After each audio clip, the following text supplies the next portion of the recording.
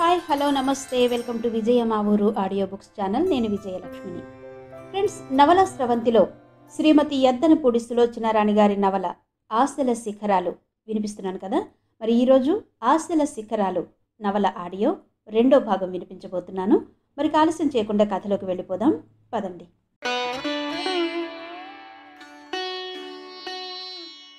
పిట్ట కథ చెబుతున్నారా? నవ్వు తెచ్చిపెట్టుకుంటూ అన్నాడు గోపాలం.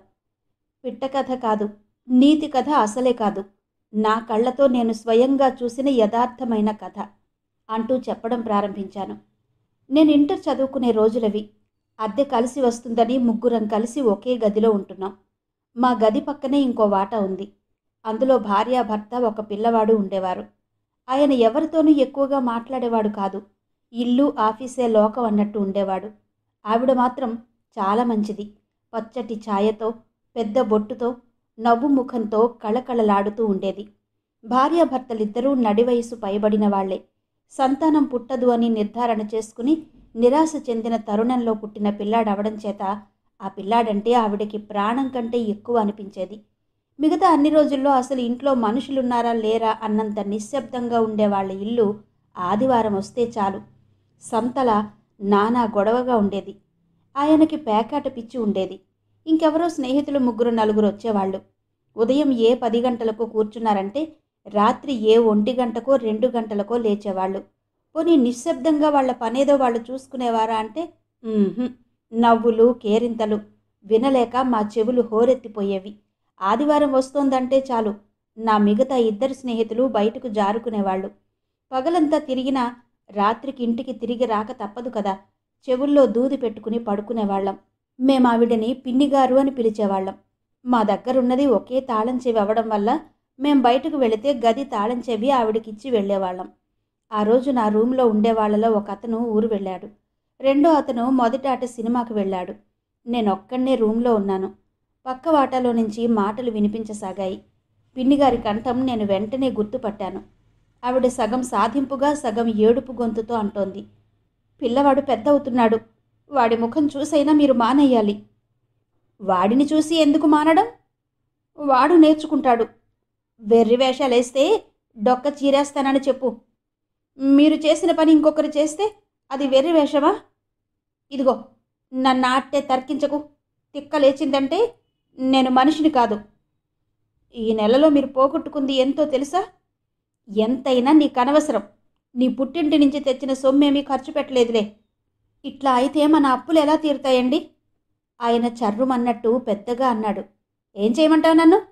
నేనేం సిగరెట్లు తాగుతున్నానా, సినిమాలు చూస్తున్నానా? ఈ ఒక్కటేగా నాకున్న అలవాటు. తెచ్చిందంతా నీ మొహాన్నే పోస్తున్నాను. మీరు తెస్తున్నది చాలడం లేదని నేను అనడం లేదు.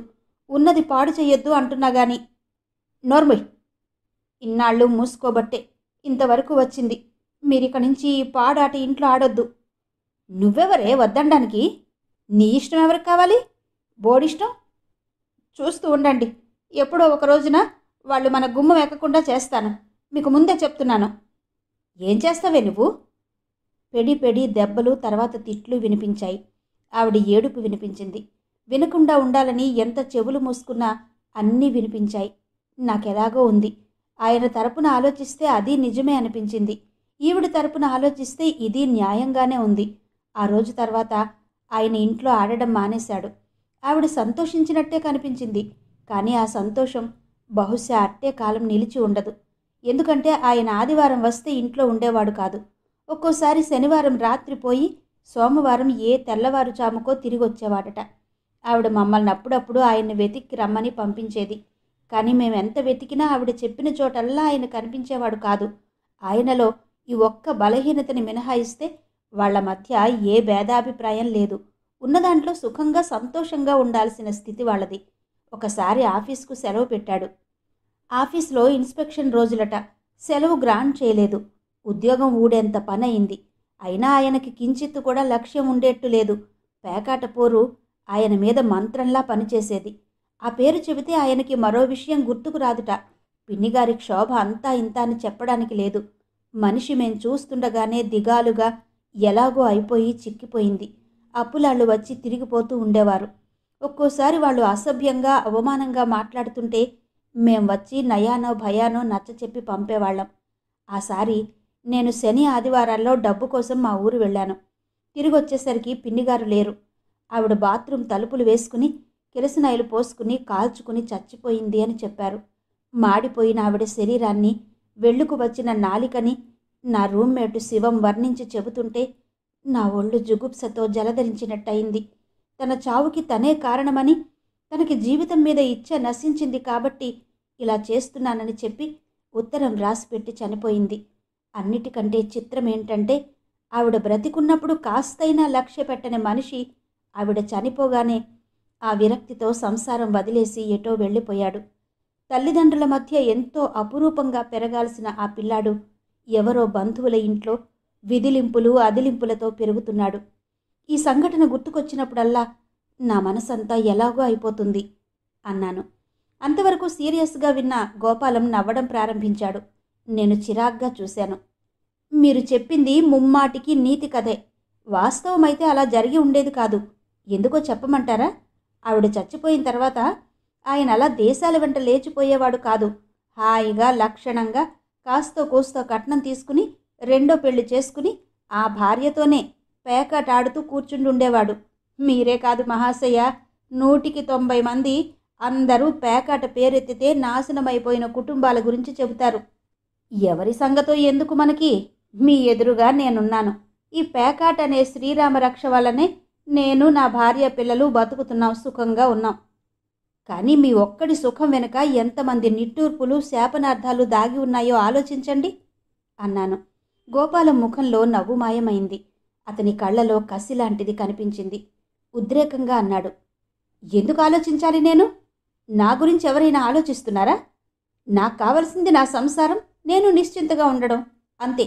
నా భార్య కట్టుకోవడానికి చీర లేకుండా బాధపడుతుంటే, నా పిల్లలు తిండి లేక నకనకలాడుతుంటే ధర్మపన్నాలు వల్లిస్తూ కూర్చోవడం నా వల్ల కాదు. నేను నిస్సహాయంగా చూడసాగాను. గోపాలంలో ఉన్న విశేషం అదే. ప్రతిదాన్ని తర్కంలోకి లాగి తనకి తాను సంతృప్తి పడేలా సమాధానం చెప్పుకుంటాడు. అందుకే అతనిలో గుంజాటన ఉండదనుకుంటాను. అంతరాత్మ చేత సాధింపులు వేధింపులు కూడా ఉండవేమో. గోపాలం నా ముఖ కవళికలు గమనించినట్టున్నాడు. హఠాత్తుగా తన ఉద్రేకం తను గుర్తుంచుకున్నవాడిలా సిగ్గుపడుతూ, క్షమించండి, ఏంటేంటో వాగేస్తున్నాను కదూ అన్నాడు.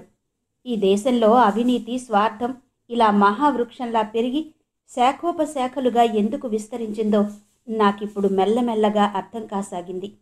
గోపాలం లాంటి చదువుకున్న వాళ్ళు, సంస్కారవంతులు నిరాశతో, నిస్పృహతో విచక్షణ జ్ఞానాన్ని పోగొట్టుకుంటున్నారు, కుతర్కానికి దిగుతున్నారు. ఇక స్వార్థపరుల సంగతి సరే సరి. భూమిని ఆకాశాన్ని కూడా మింగేద్దామన్నంత వాళ్ల తహతహలో ఏదీ కనిపించదు. ఈ విధంగా చదువుకున్న వాళ్ళు, లేనివాళ్ళు, డబ్బున్నవాళ్ళు, డబ్బు లేనివాళ్ళు అందరూ ఒకే త్రాసులోకి వచ్చేస్తుండబట్టి ముళ్ళు ఒకే వైపుకు వంగిపోతుంది. కోమలి విలాస్లోకి గోపాలంతో నేను వెళ్ళక తప్పలేదు. అతని నిష్ఠూరాలకి తట్టుకోలేని నేను అతని వెంట బయలుదేరాను. ఖాళీ జేబులతో వెళ్ళిన నేను కాస్తో కూస్తో డబ్బు నింపుకు రావడం జరుగుతూ ఉండేది. కానీ ఆ డబ్బు చూస్తే నాకు సంతృప్తిగా ఉండేది కాదు. జేబులో పాము పిల్లల్ని, తేళ్లని పెట్టుకొచ్చినంత బాధగా ఉండేది. గోపాలం నేను అప్పుడప్పుడు ఉబుసుపోక పగటిపూట ఇంట్లో కూడా ఆడుతూ ఉండేవాళ్ళం. అదేం విచిత్ర యోగమో కానీ సాధారణంగా ఎప్పుడూ నేనే గెలుస్తూ ఉండేవాడిని. గోపాలం డబ్బులన్నీ నా దగ్గరికి చేరుతూ ఉండేవి. ఒక్కోసారి జేబులు ఖాళీ అయిపోయిన గోపాలం నవ్వుతూ, చూసారా, ఇప్పుడు మీరే నాకు అప్పు పెట్టాలి అంటూ ఉండేవాడు. అదేం కాదు, ఈ డబ్బంతా మీదే, నేను సరదాగా ఆడానంతే. నా దగ్గరున్న డబ్బంతా గోపాలం వైపు నెట్టేసేవాడిని నేను. అదేంటి? గోపాలం అయోమయంగా చూసేవాడు. ఆట పేరుతో మిత్రుణ్ణి దోచుకునేంత దుర్మార్గుణ్ణి కాను నేను అన్నాను. ఇందులో దుర్మార్గం ఏముంది? ప్రతి ఆటకు కొన్ని నియమాలుంటాయి. మనం పిల్లలం కాదుగా, నిజంగానే ఆడాం. నాకు తెలుసు, ఈ డబ్బిలా వాపసు ఇవ్వకపోతే గోపాలం మళ్ళీ రాత్రంతా కోమలి విలాస్లో జోదం ఆడతాడు. నా మూలంగా సీత పిల్లలతో ఒంటరిగా మరో రాత్రి జాగారం చేయడం నాకు ఇష్టం లేదు. గోపాలం ఎందుకో చాలా సీరియస్గా అయ్యాడు. డబ్బు చేతిలోకి తీసుకుని లెక్క పెడుతూ, సరే అయితే నేనేనా అంత నిజాయితీ లేనివాడిని? మీరు డబ్బు నా దగ్గర దాచుకున్నట్టే అనుకుంటాను అనేవాడు. ఆ విధంగా ఒకళ్ళకొకళ్ళు సహాయపడాలనే సద్భావంతో మా ఇద్దరి మధ్య ఉన్న మైత్రి నానాటికి దృఢపడసాగింది. నేను ఆ రోజు గోపాలం ఇంటి నుంచి తిరిగి వచ్చేసరికి ఇంట్లో సందడి కనిపించలేదు. చిట్టి గొంతు తారాస్థాయిలో ఏడుస్తూ వినిపిస్తోంది. ఊరుకో, మా బాబువుగా, చెబుతుంటే నీకు కాదు, నా తండ్రివిగా. ఇంటాయన పెద్ద కూతురు కాబోలు తమ్ముడిని బ్రతిమాలుతోంది. కానీ చిట్టి ఆ మాటలు వినిపించుకున్నట్టే లేదు. చిట్టి! వరండాలో నుంచి కేక వేశాను. షు! ఊరుకో, అంకులొచ్చారు అంటోందా అమ్మాయి. చిట్టి ఏడుపు మరింత ఉధృతమైందే తప్ప తగ్గలేదు. చిట్టి! మరోసారి పిలిచాను. చిట్టి రాలేదు. తలుపు పక్కగా ఎర్రటి మట్టి గాజులున్న తెల్లటి చేయి కనిపించింది. నాన్నగారున్నారా అన్నాను ఆ చేయిని ఉద్దేశించినట్టుగా. లేరు, సినిమాకి వెళ్ళారు. చిట్టి ఎందుకు ఏడుస్తున్నాడు? పిన్ని నాన్న వెడుతూ వెంట సినిమాకి తీసుకెళ్లలేదని. ఆ కంఠం ఎలాగో అవడం నేను గమనించకపోలేదు. చిట్టిని ఇలా పంపండి. ఆ అమ్మాయి వెళ్ళి మళ్ళీ బ్రతిమిలాడింది. కానీ చిట్టి వినిపించుకునే ధోరణిలో లేడు. చివరికి సాగుతూ మెలికలు తిరుగుతున్న వాడిని బలవంతంగా లాక్కొచ్చి నా ముందుంచింది. వాడిని నేను కాళ్ళు చేతులు కదలకుండా అడ్డంగా ఎత్తుకుని గుండెలకు అదిమి పెట్టుకుని మెట్లెక్కి పైకి నా గదిలోకి వచ్చాను. ఈ మధ్య నాకు కాస్త డబ్బు కొరత తీరడంతో వాడి కోసం అప్పుడప్పుడు కొద్దిగా చాక్లెట్లు పిప్పర్మెంట్లు కొని తెచ్చి నా దగ్గర ఉంచడం అలవాటు చేసుకున్నాను. చాక్లెట్ చూడగానే వాడి కళ్ళలో తళుక్కుమనే ఆనందం నాకు చూడముచ్చటగా ఉండేది. డబ్బాలో నుంచి చాక్లెట్ ఒకటి తీసి వాడికిచ్చాను. వాడు విసిరి పుచ్చుకుని గిరాటేశాడు. చాక్లెట్లు పెట్టిన డబ్బా పూర్తిగా చేతికిచ్చాను. ఆ ముఖంలో నమ్మలేనంత ఆశ్చర్యం కనిపించింది. తీసుకో, అన్నీ నీకే అన్నాను. ఏడుపు మానేసి వాడు నా చేతుల్లో నుంచి క్రిందకి దిగి దూరంగా గిరాటు వేసిన చాక్లెట్ కూడా తెచ్చుకుని డబ్బాలో భద్రపరుచుకున్నాడు. వచ్చే ఆదివారం తప్పకుండా వాడిని నాతో సినిమాకి తీసుకువెళ్తానని వాగ్దానం చేసిన తర్వాత వాడి ఏడుపు మెల్లగా తగ్గిపోయింది. ఏడుపు మానేసిన 10 నిమిషాల వరకు వాడికింకా ఎక్కిళ్ళు వస్తూనే ఉన్నాయి. నా దగ్గర కూర్చుని ఒక్కొక్క చాక్లెట్ తింటూ నేను అడగకుండానే వాళ్ళ ఇంటి విషయాలు చెప్పసాగాడు. వాళ్ళ నాన్న అసలు మంచివాడు కాడట. తనని వాళ్ళ అక్కయ్య కుసుమని తప్ప మిగతా అందరినీ పల్లెటూరు నాయనమ్మ దగ్గరికి పంపేశాడట. కుసుమక్క రాందే మేం వెళ్ళమని వాళ్ళు ఒకటే ఏడుపులు. కానీ ఆయన వినలేదు. కుసుమ కూడా తను చిట్టి వాళ్లతో వెళతామని ఏడ్చిందట. తండ్రి బాగా కేకలేశాట. పిన్ని కూడా మంచిది కాదు. అక్క మీద వాళ్ళ నాన్నకి చాడీలు చెప్పి తిట్టిస్తుందట. ఇదివరలో 1-2 సార్లు ముసలాయన నాతో పట్నవాసంలో ఈ పిల్లలతో భరించడం చాలా కష్టంగా ఉందని వాళ్ళందరినీ పల్లెటూరులో తన తల్లి దగ్గరకు పంపిస్తానని అనడం నేను విన్నాను. కానీ అదింత త్వరగా క్రియలోకి వచ్చేస్తుందని అనుకోలేదు. బహుశా ఈ పనికి కారణం సవతి తల్లి అయి ఉండవచ్చు. ఆవిడ ఈ మధ్య ఈ ఇంటికొచ్చింది. ఆవిడ ఆనందానికి ఈ పిల్లలంతా అడ్డుగా ఉండి ఉండవచ్చు. అయినా ఏం మనుషులు! మనుమల్ని ఎత్తుకోవలసిన ఈ వయసులోనా ఆయనకి 2వ పెళ్ళి. ఇంట్లో వయసొచ్చిన పిల్లను వదిలిపెట్టి పడుచు భార్యతో ఆయన సినిమాలకి, పార్కులకి, ఎగ్జిబిషన్స్కి తిరిగి రావడం నేనెన్నోసార్లు చూశాను. ఆవిడ ఇంటికొచ్చిన చుట్టంలా ఎప్పుడూ చీర నలగకుండా, జుట్టు రేగకుండా వరండాలో పట్టెమంచం ఎక్కి కూర్చుని ఇరుగు పొరుగుతో కబుర్లాడుతూ ఉంటుంది. ఇంటి పని, పిల్లల పని అంతా ఆ కుసుమ అనే అమ్మాయే చేస్తూ ఉంటుంది. నిండా 18 సంవత్సరాలు కూడా లేని ఆ పిల్ల వయస్సుకు మించిన గంభీరత్వం, హుందాతనం తెచ్చిపెట్టుకుని ఈ పిల్లలందరినీ కంటికి రెప్పలా చూస్తూ తల్లి లేని లోటు తనకి చేతనైనంత వరకు తీర్చడానికి సాయశక్తులా ప్రయత్నిస్తోంది అనుకుంటాను. చిట్టి మాటలు చెబుతూ నా తొడ మీద తల ఆనించి నిద్రపోయాడు. పరధ్యాసగా ఆలోచిస్తూ కూర్చుండిపోయిన నేను మెట్ల మీద నుంచి చిట్టి అని పిలుపు వినిపించడంతో ఉలిక్కిపడి ఈ లోకంలోకి వచ్చాను. చిట్టి ఇంకోసారి వినిపించింది. ఆ స్వరం ఎంత అణకువగా ఉంది. నిద్రపోయాడు.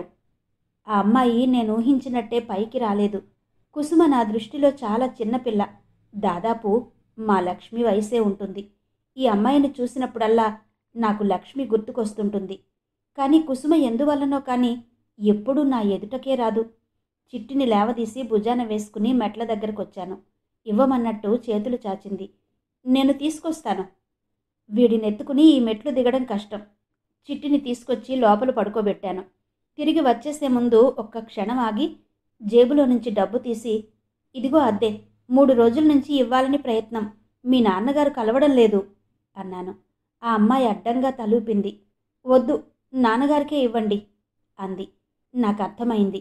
ఆయన లేనప్పుడు నాతో ఆ అమ్మాయి మాట్లాడిందనే అనుమానం వాళ్ళకొస్తుందని భయం కాబోలు. నేను తిరిగొచ్చేస్తుంటే వెనక నుంచి మెల్లగా జంకుగా వినిపించింది. అంకుల్! చటుక్కున తిరిగి చూశాను. అత్తయ్య గారిని వెంటనే బయలుదేరి రమ్మనమని ఉత్తరం రాయకూడదు? మాకు కొంచెం తోడుగా ఉన్నట్టుంటుంది. ఆ అమ్మాయి అడుగుతున్న ఆ తీరు, ఆ తొట్రుపాటు చూసి ఈ మాట అడిగే ముందు చాలాసార్లు రిహార్సల్స్ చేసుకుని ఉంటుందనుకున్నాను.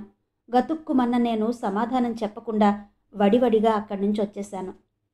నేను ఆ రోజు గోపాలం ఇంటికి వచ్చేసరికి సాయంత్రం గోపాలానికి ఒంట్లో బాగాలేదు.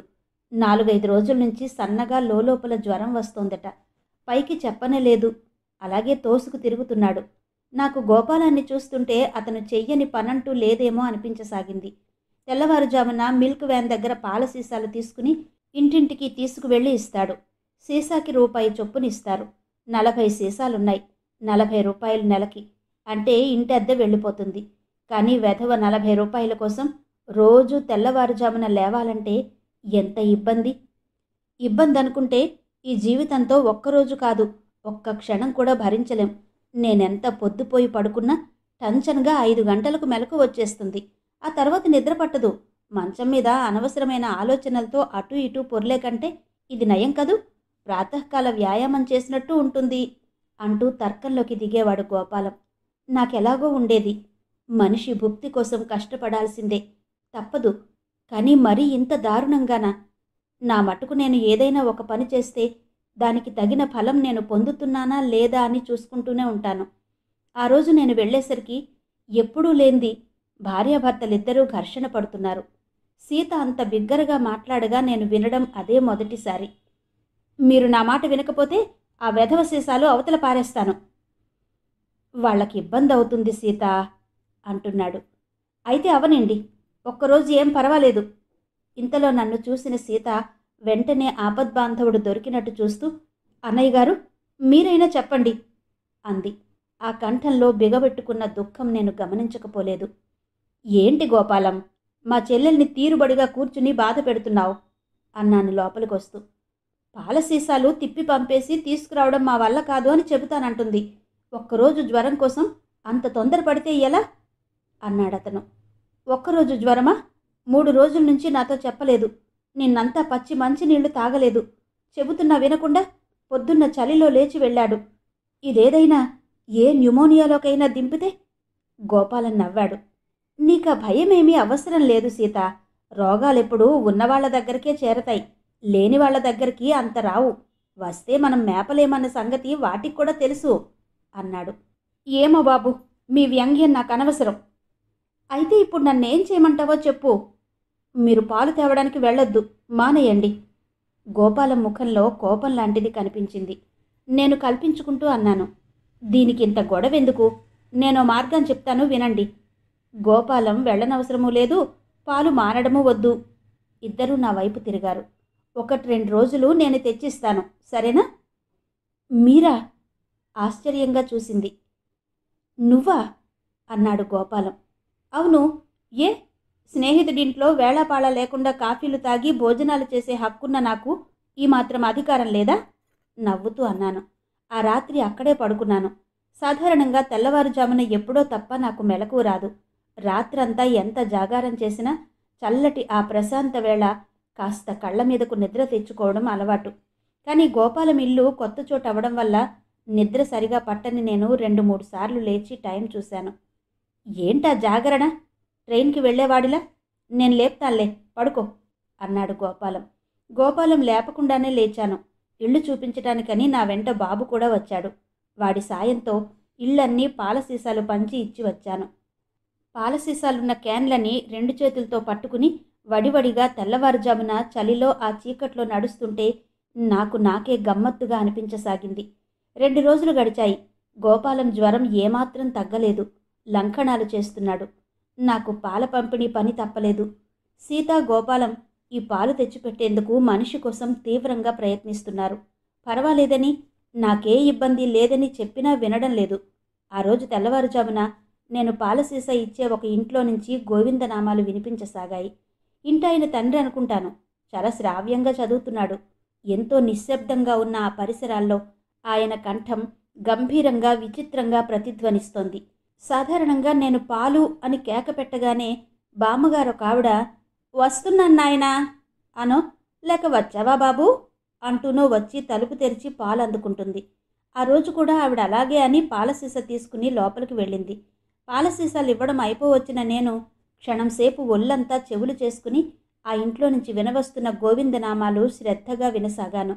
నేను చాలా చిన్నగా ఉన్నప్పుడు మా తాతయ్య ఇలాగే తెల్లవారుజామున లేచి కంఠమెత్తి బిగ్గరగా చదివేవాడు.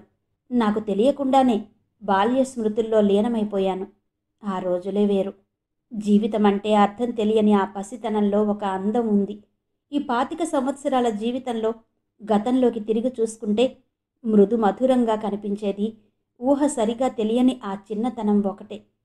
పరధ్యానంగా తలుపు పక్కన గోడకి ఆనుకుని నిలబడిపోయిన నేను, ఎవరక్కడా అన్న గద్దింపుతో ఉలిక్కిపడ్డాను. ఎవరది? మాట్లాడమే బామ్మగారు రెట్టిస్తున్నట్టుగా అడిగింది. ఆవిడ కంఠంలో అనుమానం, భయం నేను గుర్తించకపోలేదు. నేనేనండి అన్నాను. నేనేనంటే? ఆవిడ బయట లైటు వేసింది. నన్ను చూడగానే కళ్ళు పెద్దవి చేస్తూ, నువ్వా? పాలిచ్చి గంటయింది, ఎందుకు నిలబడ్డావు అంది. ఆవిడ అన్యాయంగా ఆరోపిస్తోంది. నేను పాల సీసా ఇచ్చి పట్టుమని 15 నిమిషాలు కూడా కాలేదు. ఎవరే అక్కయ్య అది? ఏంటి? గోవిందనామాలు చదువుతున్న మనిషి ఆపేసి అడిగాడు. పాలిచ్చే మనిషి గోడ పక్కగా పొంచి నిలబడ్డాడు. ఆ అంటూ లేచి వచ్చాడతను. నేను నోట మాట రానివాడిలా నిలబడిపోయాను. మాట్లాడవే, ఎందుకు నిలబడ్డావు? ఆవిడ కొట్టినట్టుగా అడుగుతోంది. నిజంగా నా నోట్లో నుంచి మాట రావడం లేదు. నువ్వు యువతలకు రా, నేను కనుక్కుంటాను అన్నాడాయన. నేను మరో క్షణం అక్కడ నిలబడితే ఇంకేం మాటలు వినాల్సి వస్తుందోనన్న భయంతో జవాబు చెప్పకుండా వచ్చేశాను. ఇదిగో, ఏయ్ నిన్నే, పోతావే వెనక నుంచి అరుస్తున్నాడాయన. క్షణం క్రితం శ్రావ్యంగా వినిపించిన స్వరమేనా అనిపించింది. మాట్లాడకుండా ముంగిలా చూడు ఎలా పోతున్నాడో. ఇంకా నయం, తలుపు తీసుంచాను కాదు అంటోందావిడ. ఏమిటి పిన్నిగారు, ఏమైంది? ఎదురింటి వాళ్ళు తలుపు తెరిచి అడుగుతున్నారు. పాలసీస ఇచ్చేవాడమ్మా, ఇచ్చి గంటయింది, ఈ మూల పొంచి నిలబడ్డాడు. ఆ నిజంగా? నిజమంటుంటే ఎందుకో అదృష్టవశాత్తు బయటకొచ్చాను కాబట్టి సరిపోయింది. ఏ కాస్త తలుపు తీసి ఏమరపాటుగా ఉన్నా ఇంట్లో దూరేవాడు. అసలు నిన్న చూడగానే నాకు అనుమానం వేసింది ఎందుకో. మనిషి డాబు సరిగా ఉన్నాడు, ఈ పనికి ఎందుకొచ్చాడా అని. ఏమో పిన్నిగారు, ఈ రోజుల్లో ఎవరిని నమ్మలేకుండా ఉన్నాం. ఏమిటి సుందరమ్మా? ఇంకో ఆవిడ బయటకొచ్చింది. నేను వడివడిగా నడక వేగం హెచ్చించి సందు మలుపు తిరిగాను. నా మనసంతా చేదుగా, కోపంగా, కసిగా అయింది. ఏం మనుషులు వీళ్ళు? మరీ ఇంత అనుమానమా? అందుకే కాబోలు పస్తులు మాడి చావడానికైనా ఒప్పుకుంటారు గాని చదువుకున్న వాళ్ళెవరూ ఇలాంటి పనులు చేయడానికి రారు. ఉద్యోగాలనేవి దొరకవు. పోనీ అందుబాటులో ఉన్న ఇలాంటి పనులు చేద్దామంటే వీళ్ళు చెయ్యనివ్వరు. కాస్త చదువు, సంస్కారం గల మనిషి ఈ పనులు చేతబట్టాడంటే అందరికీ అనుమానం. ఆ మనిషి మనసులో ఏదో కుట్ర, మోసం ఉన్నాయంటారు. ఇంకెలా బ్రతకడం మరి? అందుకే ఈ రోజుల్లో నాలాంటి యువతరానికి జీవితం త్రిశంకు స్వర్గంలా తయారవుతుందేమో. ఇంటికి వెళ్ళగానే గోపాలానికి, సీతకి చెప్పాను. సీత చాలా బాధపడింది. గోపాలం నవ్వడం మొదలుపెట్టాడు. గోపాలం సుస్థి మేమనుకున్నంత త్వరగా తగ్గలేదు. సీత ఊహించి భయపడ్డట్టుగానే జరిగింది. వారం రోజులు గడిచినా జ్వరం నార్మల్కి రాలేదు. మనిషి బాగా నీరసించిపోయాడు. ఇంటికి డాక్టర్ని పిలిచే స్తోమత లేదు. గవర్నమెంట్ హాస్పిటల్లో చేర్పిద్దామంటే ఇంటికి హాస్పిటల్కి చాలా దూరం. పక్క వీధిలో ఒక ప్రైవేట్ డాక్టర్ ఉన్నాడు. కానీ ఆయన దగ్గరకు వెళ్ళడం గోపాలానికి ఇష్టం లేదు. ఒకసారి ఆయన దగ్గరకు వెళ్ళడం అంటూ జరిగితే ఇక ఆజన్మాంతం ఆ రోగి ఏదో ఒక జబ్బుతో బాధపడుతూ ఆ డాక్టర్కి ఫీజు చెల్లిస్తూ ఉండడం జరుగుతుందట. గోపాలం చెప్పిన ఈ సాకుకి సీత ఒప్పుకోలేదు. మీరు మరీ చెప్తారు, అందరికీ ఎందుకలా అవుతుంది అంది. నీకు తెలియదు సీత, డబ్బుని నీళ్ళలా తాగేయాలని దాహం ఉన్న డాక్టర్ల దగ్గరికి మనలాంటి వాళ్ళు వెళ్ళకూడదు అన్నాడు గోపాలం. ఆ విధంగా ఇటు గవర్నమెంట్ హాస్పిటల్లో చేరమన్న నా సలహాని, ప్రైవేటు డాక్టర్కి చూపించమన్న సీత కోరికని రెండిటినీ తోసిపుచ్చిన గోపాలం తనకు తెలిసిన హోమియోపతి వైద్యం చేసుకోసాగాడు. రెక్కాడితే గాని డొక్కాడని బ్రతుకులు ఎంత దుర్భరమో గోపాలం కుటుంబం ఒక ఉదాహరణగా కనిపించసాగింది.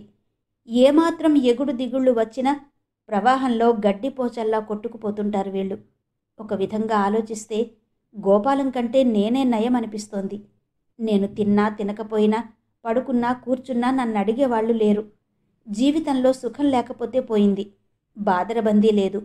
అది చాలా నయం. ఆర్థికంగా సుస్థిరత్వం సంపాదించుకోకుండా మగవాడు ఎప్పుడూ పెళ్ళి అనే ఊబిలోకి దిగకూడదు. 2 వారాలు గడిచేసరికి గోపాలం ఇంట్లో నేను ఊహించలేని పరిణామాలు చూడసాగాను. గోపాలం ఎప్పుడు చూసినా ముఖం మీద నుంచి ముసుగు తీయకుండా పడుకుంటూ ఉంటున్నాడు. పిల్లల ముఖాల్లో ఆకలి స్పష్టంగా కనిపిస్తోంది.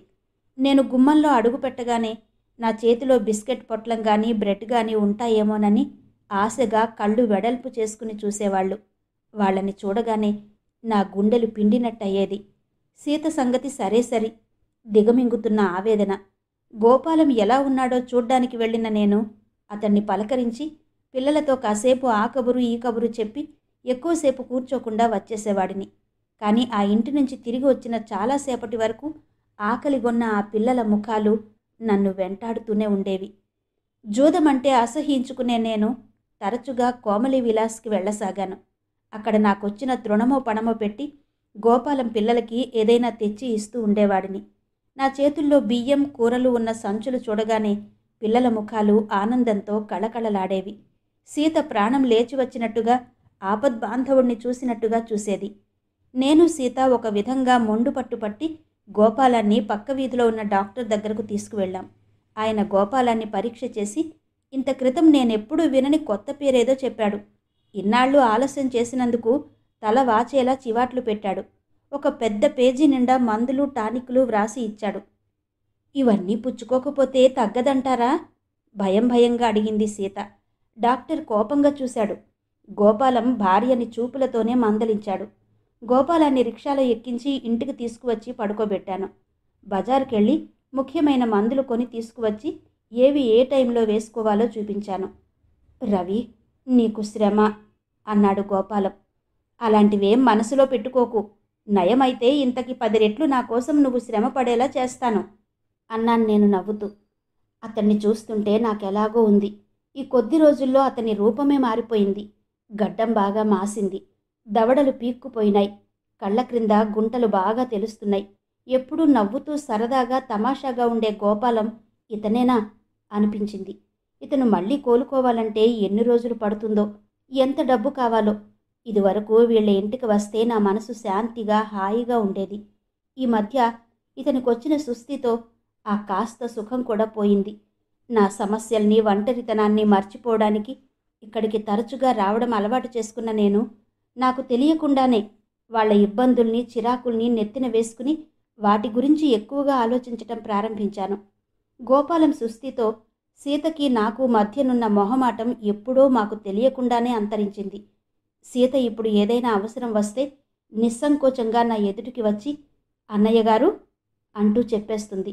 గోపాలం కూడా అప్పుడప్పుడు మీ అన్నా చెల్లెళ్ళు అంటూ మా ఇద్దరినీ ఒక పక్షం చేసి తను ప్రతిపక్షంగా మాట్లాడేవాడు. నాకు బుద్ధి తెలిసిన తర్వాత ఎప్పుడూ ఎవరి దగ్గర పొందని ఒక విధమైన గౌరవం, అభిమానం నేను ఆ ఇంట్లో పొందసాగాను. గోపాలం నా పట్ల చూపుతున్న స్నేహం, సీత చూపే ఆదరణ, పిల్లలు చూపే ప్రేమ ఇవన్నీ ఏకమై ఆ కుటుంబం ఈ ప్రపంచంలోకెల్లా నాకు అత్యంత సన్నిహితం అనే భావం నాలో దృఢంగా ఏర్పడసాగింది. బాబాయి నన్ను ఉత్తరాల్లో వేటాడడం మానలేదు. ఈ మధ్య ఇంకో కొత్త ఆయుధం తీసి ఉపయోగించడం ప్రారంభించాడు. సీతాపతిరావు గారు తమ పెద్దమ్మాయిని 6,000 రూపాయల కట్నంతో నాకివ్వడానికి ఇష్టపడుతున్నట్టుగా కబురు చేశారట. సంప్రదాయం గల కుటుంబం, పిల్ల బుద్ధిమంతురాలు, ఈ కట్నంతో తన అప్పు తీర్చేయవచ్చునని అంటాడు. నేను అంగీకరిస్తే లక్ష్మికి కూడా ఏదైనా సంబంధం చూసేసి 2 పెళ్ళిళ్ళు ఒకేసారి చేస్తాడట. నేను ఎప్పటికప్పుడే బాబాయి ఉత్తరాలు లక్ష్య పెట్టకూడదని, వాటిలో విషయాలు పట్టించుకుని బాధపడకూడదని నాకు నేను గట్టిగా చెప్పుకుంటూ ఉండేవాడిని. కానీ తీరా ఉత్తరం చదివిన తర్వాత నేను చేసుకున్న నిర్ణయం గాలిలో కలిసిపోగా ఎప్పటిలా మామూలు బాధ నన్ను నలిబిలి చేసేది. కొంతమందికి కొన్ని అసాధారణ శక్తులుంటాయి. బాబాయికి తన మాటలతో ఎదుటివారిని హింసించడం మహా సులువుగా బాగా చేతనవుతుంది. ఆయన మాటల్లో ఉండే ద్వంద్వార్థం, వాటిలో దాగి ఉండే కఠినత్వం, హృదయమంటూ ఉంటే దాన్ని లోతుగా ఘాట్లు వేస్తూ చాలా రోజుల వరకు ఆ బాధ మర్చిపోలేనంతగా గాఢంగా ముద్ర వేసి పెడుతుంది. బాబాయికి ఇప్పుడు డబ్బులు కావాలి. నేను పెళ్లి చేసుకుని కొండ కొన మీద నుంచి క్రిందికి దూకని, లేదా కంఠానికి ఉరితాడు వేసుకొని. ఆయన డబ్బు ఆయనకు కావాలి. బాబాయ్ ఎంతో ఆపేక్షగా వ్రాసిన ఈ సంబంధం నేనెరగందేమీ కాదు. సీతాపతిరావు అన్న ఆయన పెద్ద కూతురు సుశీల నాకు బాగా తెలుసు. ఆ అమ్మాయికి మూర్ఛల రోగం ఉంది. ఆ అమ్మాయికి పెళ్లి చేస్తే గాని చిన్నమ్మాయికి పెళ్లి చేయడానికి వీల్లేదు. ఆ పిల్లకున్న ఈ జబ్బు తెలిసిన ఎవరూ ముందుకు రాకపోవడంతో ఆ అమ్మాయి వయస్సు ముదిరి ఆయనకో సమస్యగా తయారైంది. కట్నం ఎర చూపించి ఆ అమ్మాయి కన్నెచెర వదిలించాలని ఆయన తాపత్రయం. మా బాబాయికి ఆ అమ్మాయి విషయం తెలిసి కూడా నాకిలా వ్రాయడం నాకు చాలా ఆశ్చర్యంగా కనిపించసాగింది. బాబాయికి ఆ రాత్రి జవాబు వ్రాశాను. ఆ పిల్లని చేసుకోవడం ఇష్టం లేదని, అది కాకుండా స్థిరమైన ఉద్యోగం ఏదైనా దొరికే వరకు పెళ్లి ప్రసక్తి ఎత్తవద్దని వ్రాశాను.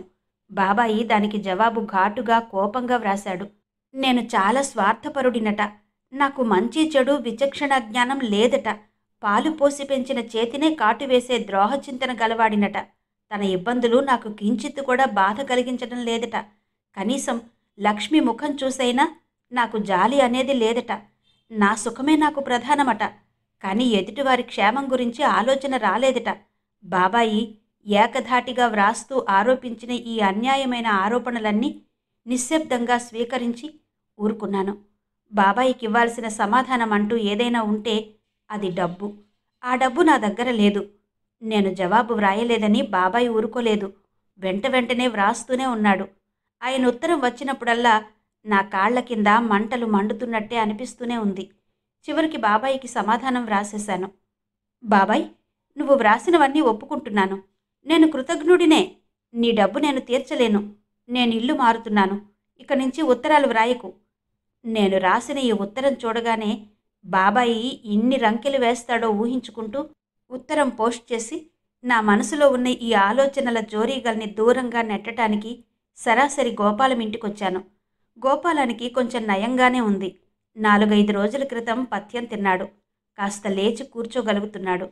నేను వెళ్ళేసరికి దిండుకి చేరగిలబడి పేపర్ చూస్తున్న గోపాలం నన్ను చూడగానే లేచి సరిగ్గా కూర్చుంటూ, రారా, నిన్నంతా ఏమైపోయావు, కనిపించలేదు అంటూ ఆహ్వానించాడు. లోపలికి వెళ్ళి గోపాలానికి ఎదురుగా ఉన్న పెట్టి మీద కూర్చున్నాను. గోపాలం పేపర్లో బ్యాంకులు జాతీయం చేయడం గురించి పడిన వార్త చదివి వినిపించాడు. ఇద్దరం మెల్లగా రాజకీయాల్లోకి దిగాం. ఒకదాని వెంట ఒకటి విషయాలు త్వరగా మారుతూ సంభాషణ చురుగ్గా సాగిపోయింది. మాటల మధ్యలో అడిగాను, పిల్లలేరి? పక్కింట్లో ఆడుకుంటున్నారు. సీత ఇంట్లో ఉన్న అలికిడి కూడా వినిపించలేదు. సాధారణంగా సీత ఇల్లు విడిచి ఎంతో అవసరమైతే తప్ప ఎక్కడికి వెళ్ళదు.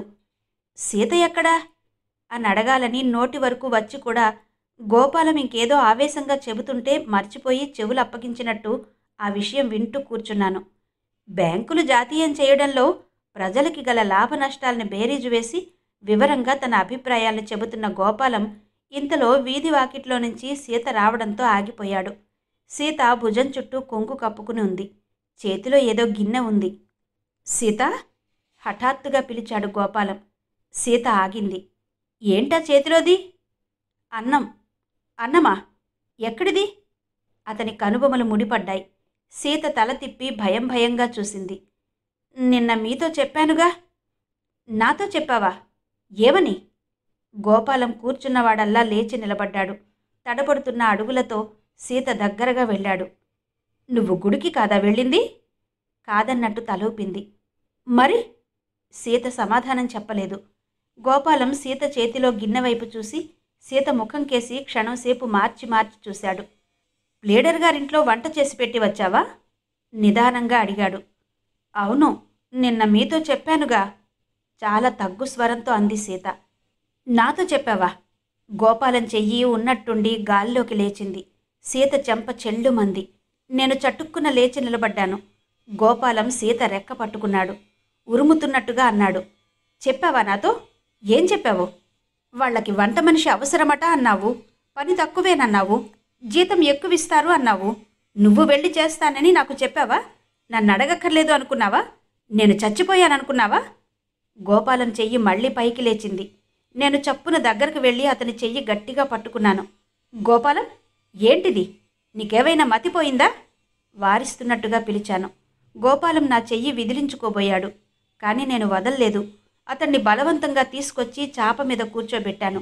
నీకు తెలీదు రవి, ఈ ఆడవాళ్లున్నారే, మగవాళ్లని వెధవల్ని చేయడంలో మహాఘటికులు. ఏ 2 రోజులు పస్తుంటే ప్రాణం పోతుందా? అలాంటప్పుడు పుట్టింటికి పోవచ్చుగా. అక్కడికి మధ్య మధ్య సాయం చేస్తూనే ఉన్నావుగా. ఆ మాత్రం ఓపిక పట్టలేదా?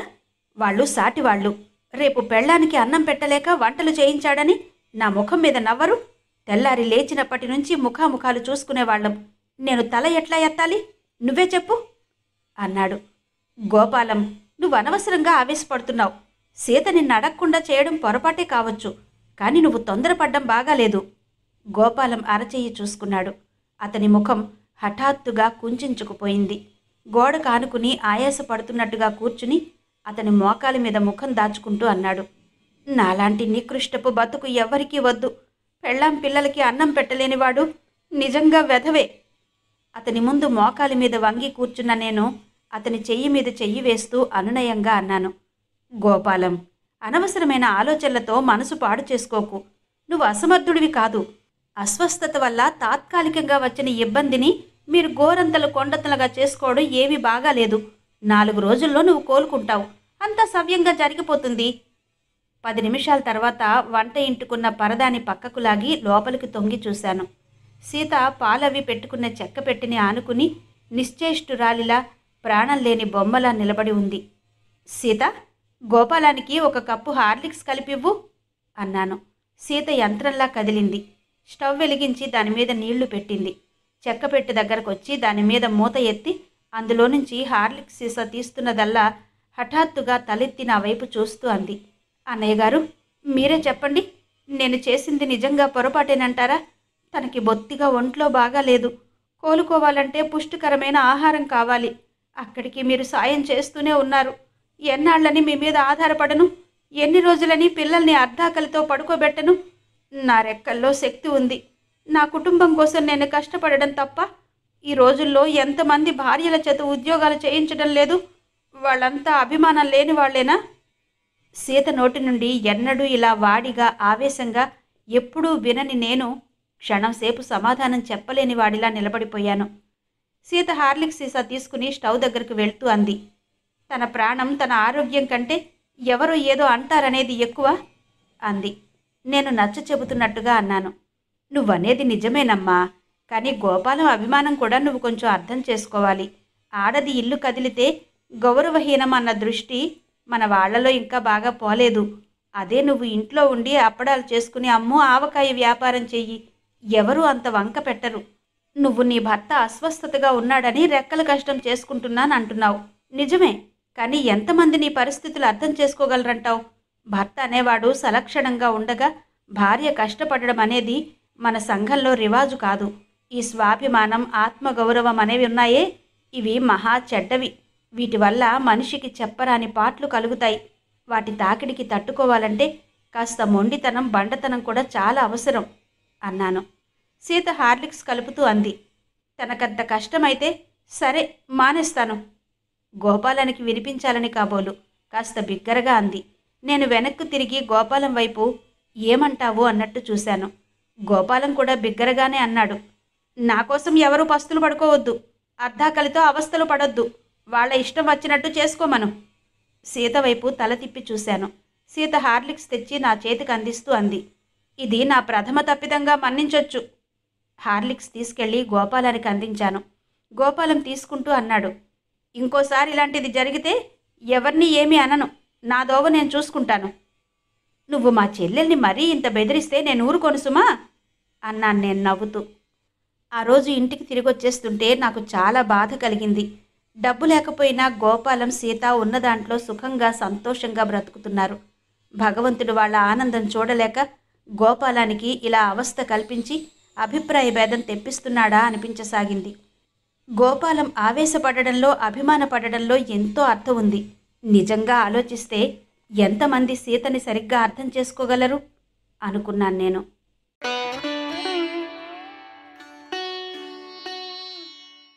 ఆశల శిఖరాలు శ్రీమతి యద్దనపూడి సులోచనారాణి గారి నవల ఆడియో 2వ భాగం విన్నారు కదా. మిగిలిన కథ తర్వాతి భాగంలో వినిపిస్తాను. అంతవరకు సెలవు. నమస్తే.